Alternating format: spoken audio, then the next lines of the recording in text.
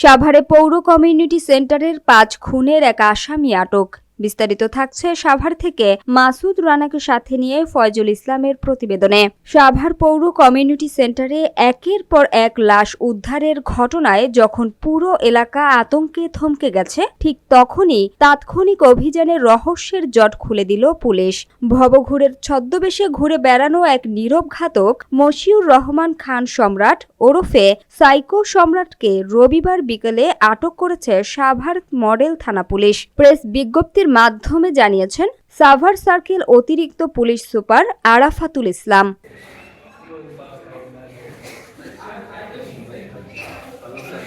18 জানুয়ারি দুপুর 2টায় কমিউনিটি সেন্টারের দ্বিতীয় তলা থেকে নতুন করে জোড়া লাশ উদ্ধারের পরপরই পুলিশ ঘটনাস্থলে পৌঁছে তদন্ত শুরু করে। প্রথম দেখায় যাকে দেখে কেউই সন্দেহ করবে না সেই ভবঘুরে বেশে ঘুরে বেড়ানো সম্রাটই যে এই ভয়াবহ হত্যাকাণ্ডগুলোর পেছনের মূল হোতা, তা ছিল কল্পনারও বাইরে।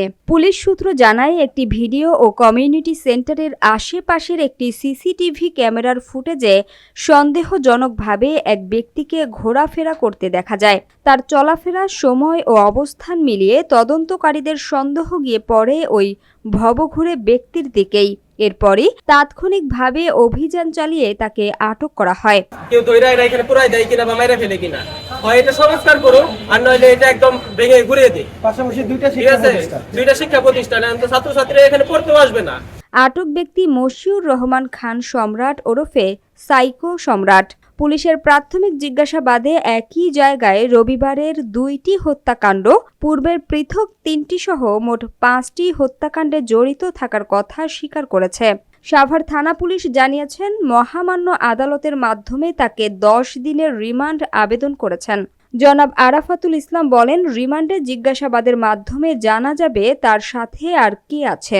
আমাদের সাভার পৌর কমিউনিটি সেন্টারে 5টি মৃতদেহ আমরা গত কয়েকদিনে উদ্ধার করেছি গত 5 মাসের মধ্যে, এবং এছাড়াও আমাদের মডেল মসজিদের সামনে একটা মৃতদেহ উদ্ধার হয়। এই 6টি ঘটনায় জড়িত এক ব্যক্তিকে আমরা ইতিমধ্যে আইনের আওতায় নিয়ে এসেছি।